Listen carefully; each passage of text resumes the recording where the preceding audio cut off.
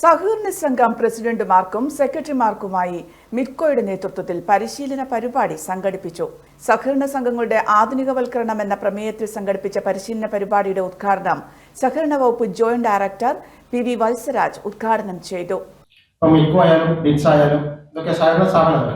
സഹകരണ മേഖലയിൽ പ്രവർത്തിക്കുന്ന വിവിധ സോഫ്റ്റ്വെയർ വെണ്ടേഴ്സ് ഉണ്ട്. എന്നാൽ മെജോറിറ്റിയും ഭൂരിഭാഗവും പ്രൈവറ്റ് മേഖലകളിലെ എക്സ്പേർട്ടുകൾ ഉണ്ടാക്കിയ സ്ഥാപനങ്ങളാണ് സഹകരണ മേഖലയിൽ ഉപയോഗിച്ചിരുന്നത്. ധാരാളം മീറ്റിങ്ങുകൾ സോഫ്റ്റ്വെയറിന്റെ കൃത്യതയ്ക്ക് വേണ്ടിയും അതിന്റെ സുതാര്യതയ്ക്ക് വേണ്ടിയും റീഷാർമി വിളിച്ചു ചേർത്തിട്ടുണ്ട്. അതാണ് നേരത്തെ ജീവൻ പറഞ്ഞത്. ധാരാളം മീറ്റിങ്ങുകൾ ഈ ജില്ലയിൽ തന്നെ ധാരാളം മീറ്റിങ്ങുകൾ വിളിച്ച് ചേർത്തിട്ടുണ്ട്. ഇതിന്റെ ആരംഭകാലത്ത് ഡിപ്പാർട്ട്മെന്റിന് ആദ്യം ഒരുപാട് ക്ലാസ്സുകളുണ്ട്. എല്ലാ സോഫ്റ്റ്വെയർ ഒരുപാട് ക്ലാസ് നമ്മളിതൊക്കെ പഠിച്ചു. പക്ഷേ ചെയ്യുന്ന വർക്ക് ഇപ്പോൾ ഓൺലൈൻ പറഞ്ഞു നെറ്റ്വർക്ക് മുഖാന്തരം നമ്മുടെ ആവശ്യങ്ങൾ അവർ വിദൂരതയിലിരുന്ന് അങ്ങ് ചെയ്യല അല്ലേ. ഞാൻ തൃശ്ശൂർ ജില്ലയിൽ JD ആയിരുന്നു, അറിയാലോ. ശരിക്ക് സഹകരണ മേഖലയിലെ ഏറ്റവും പ്രമാദമായ പല സംഭവ വികാസങ്ങളും തുടങ്ങിയ സ്ഥലം. ആ സ്ഥാപനത്തിലും പോകേണ്ടി വന്നിട്ടുണ്ട്. അവിടെയുള്ള സോഫ്റ്റ്വെയറും പരിശോധിക്കേണ്ടി വന്നിട്ടുണ്ട്. അവിടെ JD ആയിരിക്കുമ്പോൾ എന്തൊക്കെയാ സോഫ്റ്റ്വെയറിൽ ചെയ്യാൻ പറ്റുമോ അതൊക്കെ അവിടെ ചെയ്തിട്ടുണ്ട്. ഈ സോഫ്റ്റ്വെയർ എന്ന് പറയുന്ന സാധനം എന്തും എങ്ങനെയും ചെയ്യാൻ സാധിക്കുന്ന ഒരു ഉപകരണം മാത്രമാണ്.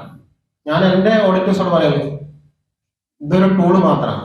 അക്കൗണ്ടിങ് ചെയ്യാൻ, പെട്ടെന്ന് പലിശ കണക്കൂട്ടാൻ, ഒരു ഡെപ്പോസിറ്റ് വന്നാൽ പലിശ കൊടുക്കാൻ, അല്ലെങ്കിൽ ഒരു ലോണി അടക്കാൻ വന്നാൽ ലോണിന്റെ പലിശ കാൽക്കുലേറ്റ് ചെയ്യാനുള്ള ഒരു ഉപകരണം മാത്രമായി നിങ്ങൾ ഇതിനെ കാണുന്നുണ്ട്. മിഡ്കോ ജനറൽ മാനേജർ ജെയ്സൺ തോമസ് ഉദ്ഘാടന ചടങ്ങിൽ അധ്യക്ഷത വഹിച്ചു. നമുക്കറിയാം, നമ്മളുടെ ചില സഹോദര സ്ഥാപനങ്ങളുടെ ക്രമക്കേടുകളുടെ ഭാഗമായി സഹകരണ മേഖലയ്ക്ക് തന്നെ ഉണ്ടായിട്ടുള്ള വിശ്വാസ്യത കുറവ്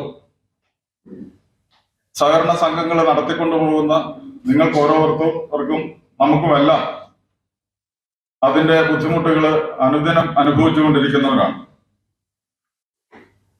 മുമ്പൊക്കെ ഒരു സഹകരണ സ്ഥാപനം തുടങ്ങിയാൽ സഹകരണം എന്ന പേരുകൊണ്ട് തന്നെ പകുതിയായി ബാക്കി പ്രസിഡന്റും സെക്രട്ടറിയും അവരുടെ മുൻകാല ജീവിതം കൊണ്ടും പ്രവർത്തനം കൊണ്ടും ഉണ്ടാക്കിയെടുത്ത, ജനങ്ങളുടെ ഇടയ്ക്ക് ഉണ്ടാക്കിയെടുത്ത വിശ്വാസ്യത കൊണ്ടും നല്ല നിലയ്ക്ക് സ്ഥാപനങ്ങൾ മുന്നോട്ട് പോയിരുന്നുവെങ്കിൽ ഇന്ന് ഏതാണ്ട് ആദ്യത്തെ പകുതി നമുക്ക് വലിയ ഉപകാരപ്പെടാത്ത തരത്തിലേക്ക് ഇന്നത്തെ സാഹചര്യങ്ങൾ എത്തി.